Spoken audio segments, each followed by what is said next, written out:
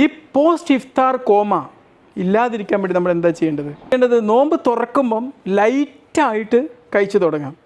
പ്രവാചക ചര്യ അനുസരിച്ച് കഴിക്കാം, നമ്മുടെ ചര്യ അനുസരിച്ചല്ല. അല്ലെങ്കിൽ ഇന്ന് കാണുന്ന ഒരു ആഡംബര മുസ്ലിം ഫാമിലി ചര്യ അനുസരിച്ചല്ല, പ്രവാചകൻ കാണിച്ചെന്ന ചര്യ അനുസരിച്ച്. അപ്പോൾ എങ്ങനെയാണ്? ആദ്യം തന്നെ കുറച്ച് വെള്ളവും 1-2 കാരക്കയും വെച്ച് തുടങ്ങാം, സ്ലോല്. നിർജ്ജലീകരണം തടയാൻ വേണ്ടി വേണമെങ്കിൽ നമുക്ക് കുറച്ച് കോക്കനട്ട് വെള്ളമോ ലൈം വാട്ടറോ അങ്ങനത്തെ എന്തെങ്കിലുമൊക്കെ വേണമെങ്കിൽ നമുക്ക് കഴിക്കാവുന്നതാണ്. ഭക്ഷണം അങ്ങോട്ട് കിട്ടിയപാട് അങ്ങോട്ട് ഓവറായിട്ട് കഴിക്കാതെ ഇതൊക്കെ കഴിച്ചിട്ട് കുറച്ച് ഫ്രൂട്ട്സും കഴിച്ചിട്ട് പിന്നെ നമസ്കരിച്ചതിന് ശേഷം ബാക്കി കഴിക്കാം കുറച്ചായിട്ട്. അതും വളരെ ചെറിയ പ്ലേറ്റിൽ ഭക്ഷണം എടുത്ത് വെക്കുക. എന്നിട്ട് പതിയെ സ്ലോയിൽ മൈൻഡ്ഫുള്ളായിട്ട് കഴിക്കാം. ആ പ്രോസസ്സൊക്കെ ആസ്വദിച്ചു, അല്ലാണ്ട് വാരി